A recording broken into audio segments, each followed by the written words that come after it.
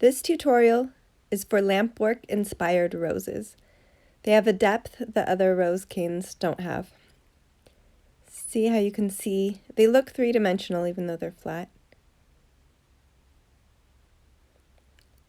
Here I have a light and dark.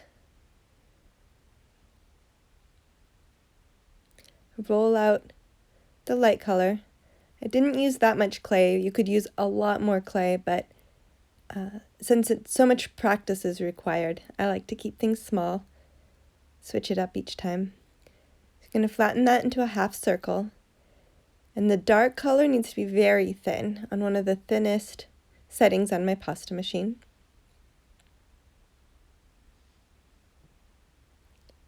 So the end of that will be a curved petal with dark on the inside part of the petal.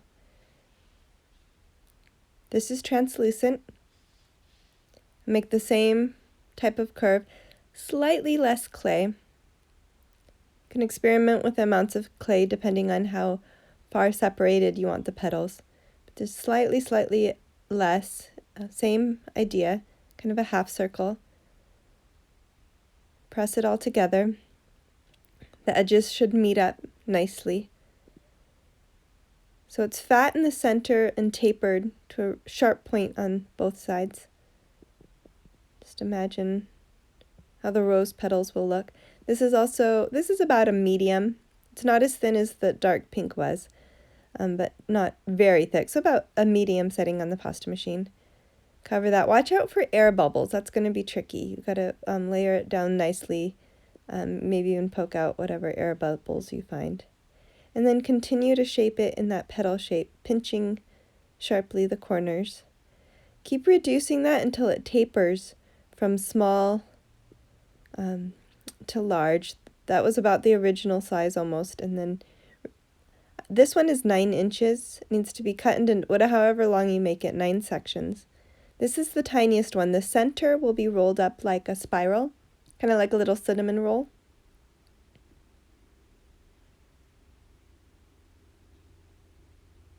And it's pretty tiny. It needs to be smaller and flatter than the other petals.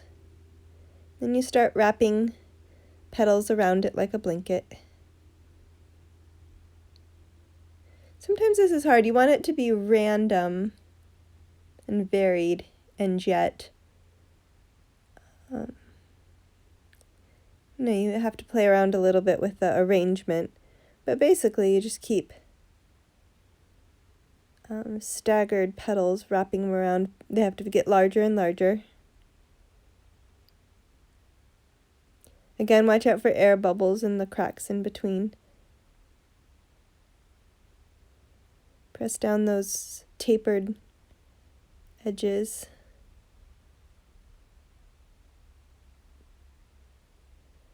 So this is actually one of the easiest canes. It goes quickly.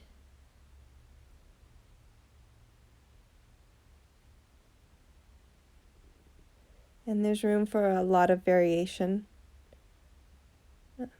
Pretty forgiving. And here's how I reduce it. Don't roll round canes.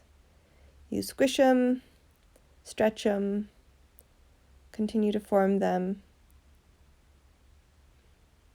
This is a little bit softer clay, I guess, but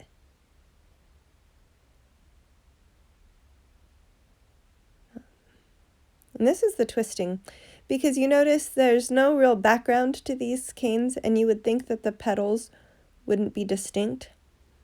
It never is completely round. The twisting keeps the petal shape, but it's fairly round. The way the petals will be distinct has more to do with what you do after slicing. So there's the little roses. And now you flatten it. If you've seen my other lampwork tutorials, there were several before that had you pinching one end. These actually, it's more just flattening them, and the lampwork idea, the 3D, happens even if you don't gather the back really pointed. You do have to choose one side. You're choosing one side that's the face of it. and stretching out those petals. I love the way this one turned out. So the middle is still thick. It's thin, but it's relatively thick compared to the little edges. And those you just pinch and pinch and pinch. You have to be careful. This part you need the cane to set for a while because the surface of that rose will smush and smear. You want very distinct looking petals still. So if it's too warm, you'll have to wait for it to cool. I can't imagine how thin. I'm both pressing it thin, but also forming the petals as I do that, pinching them and stretching them out. Look how realistic that is. I love it.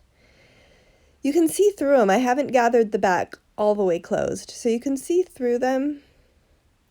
If you have a dark background, you can see through them better. So part of that bead had a dark background and part of it didn't. See the back?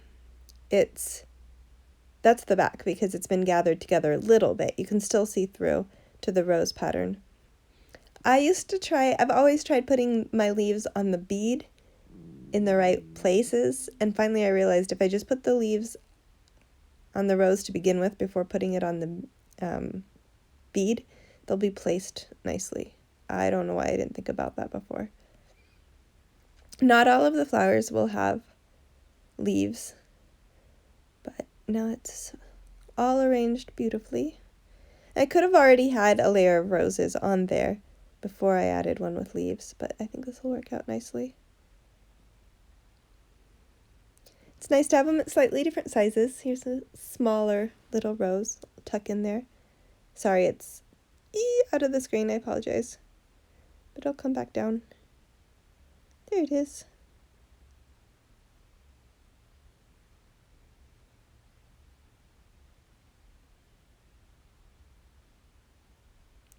Here's another one with some leaves.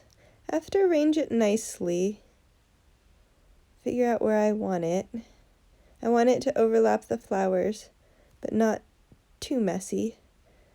Here I've just put just poke a little individual leaf, so it adds some depth while it covers the other roses. This is the important part. Work it in very well, and then it's sanded. This is after baking.